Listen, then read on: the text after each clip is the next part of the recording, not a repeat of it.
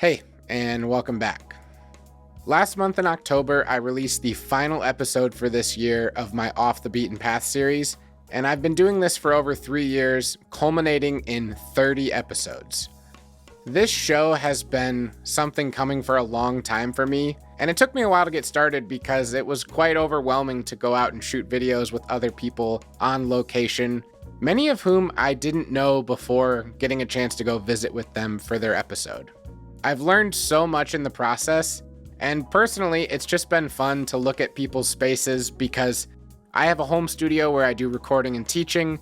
I have a little garage set up where I tinker and build drums, and I may not have a drum shop, but I've spent a lot of money in drum shops, so it's fun to get a look inside of a bunch of different drum shops all over the country. Now, this year, starting in January, I did something a little different and did a viewer-submitted episode, which was really fun because one of my goals this year with the channel was to include my regular viewers and subscribers more on my channel. So I put out a call last year when I finished releasing all of my Off the Beaten Path episodes for the years, saying that if you wanted to send in some pictures or videos of your space, I could highlight it in a future video. I really enjoyed getting to talk with a few of you and getting emails and seeing your space because I recognize many of the names in the comment section of my videos, and it's cool to get a more personal connection with many of you. So for all of you that did submit, I really appreciate it. Moving on into February, I made a trip out to Minneapolis to visit Twin Cities Drum Collective.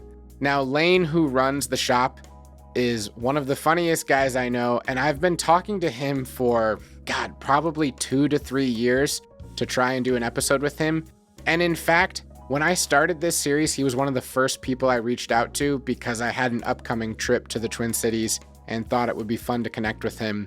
And over the years, I've always tried to schedule a time where he'd be around to go visit him, but he's very busy and in demand all over the country with some speaking he does. So it took us this long to get to it, but we finally made it happen.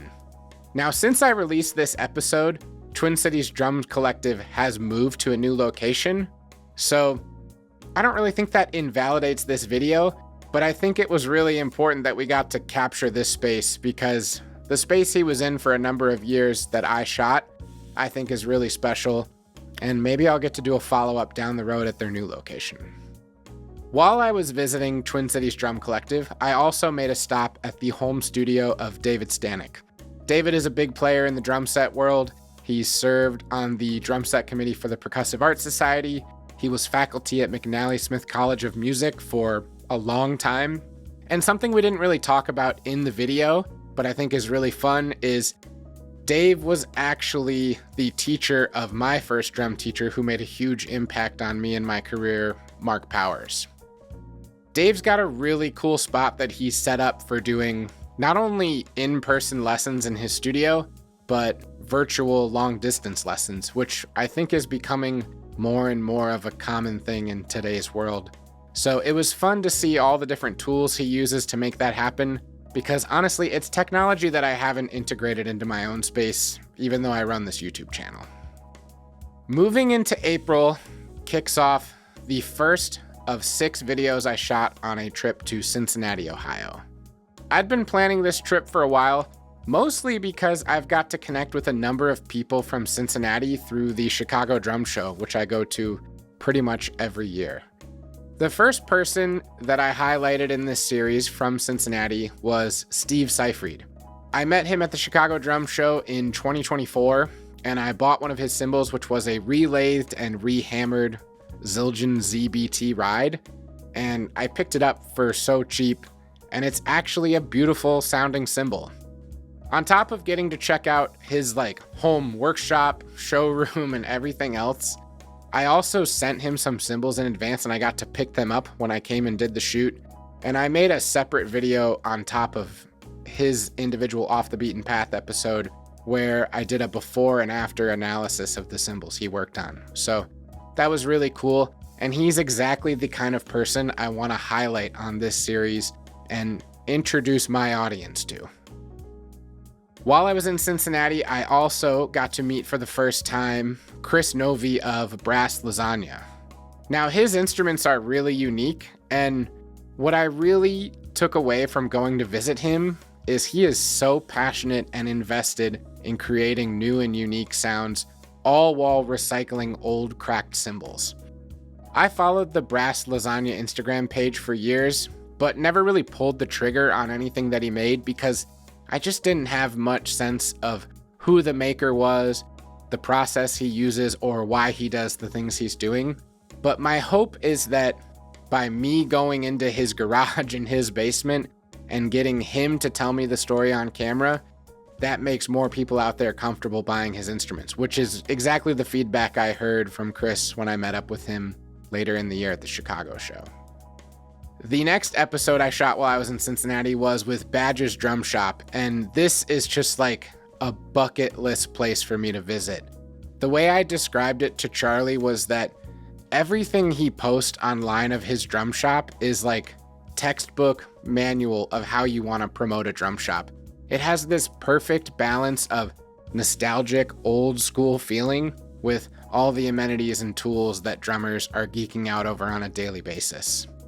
Aside from that, Charlie is one of the most humble, kind people I've met in all of my travels shooting this series, and I'm really glad to call him a friend now.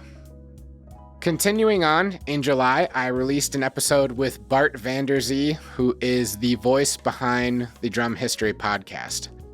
I kind of joked with Bart that I felt like I've known him for years because I have listened to well over 100 episodes, if not more, of the Drum History podcast. And I was really excited to share Bart's story in this series because I think there are a lot of people out there who were drummers at one point in their life and have to put that on hold, maybe because of their situation living in an apartment where they can't play or work or family. And I just think it's really commendable what Bart was able to do with Drum History Podcasts, not only as an educational resource for all of us out here, but as a way for him to stay involved in the community at a time when he wasn't actively gigging in bands or maybe didn't have a set at home where he could play whenever he wanted.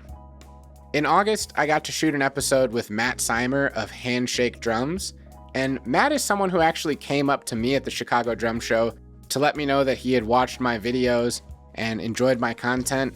And as we were talking about Cincinnati, and I had mentioned that it was a drivable trip for me and it was kind of on my radar based on a few places I knew about, he told me like 5 or 6 different places I can visit.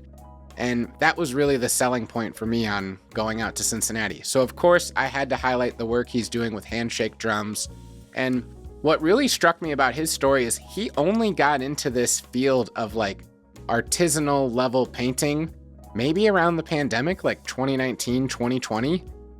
And in that time, he's already been able to collaborate with huge drum companies like CNC and Ludwig. So I think his story is really a testament that it's never too late to get started with a new craft or even something within the drum world. And if you work hard at something, you know, the limits are really endless of where you can go with it. Now, the final episode that I shot on my Cincinnati trip was not in Cincinnati or even Ohio, but just over the river in Covington, Kentucky, which is like a 15-minute drive.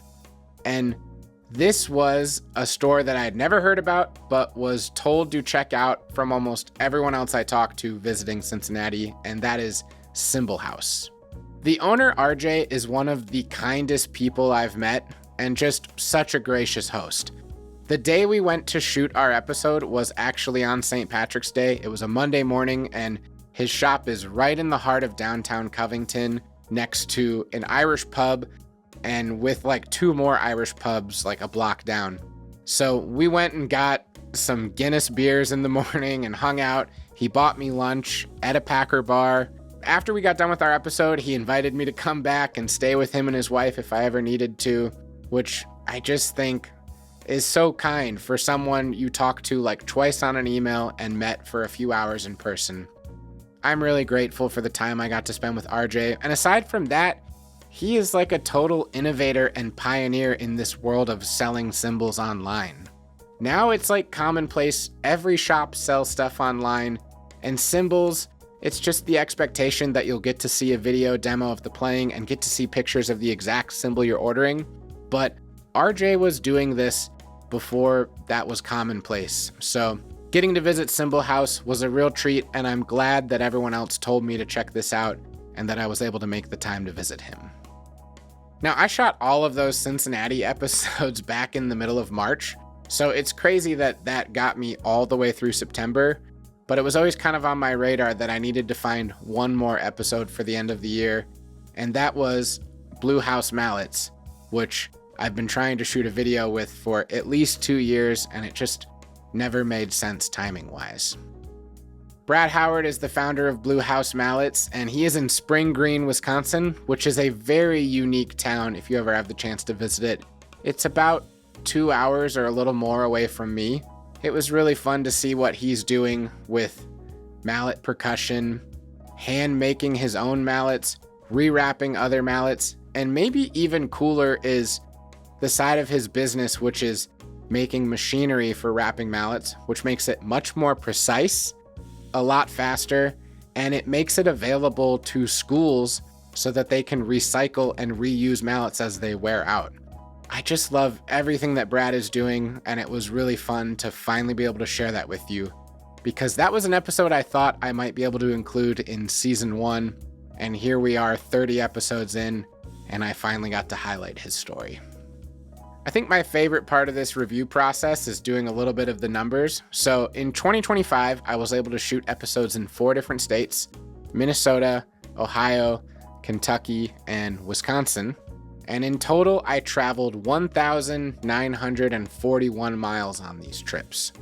I'm sure there's a few extra miles that I didn't calculate in, especially when I was in Cincinnati for 3 days. So let's go ahead and round up to 2,000 miles.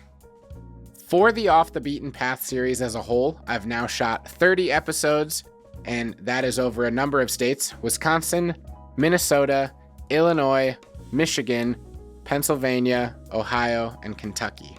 So that is 7 of 50 states that maybe I could hope to visit over time.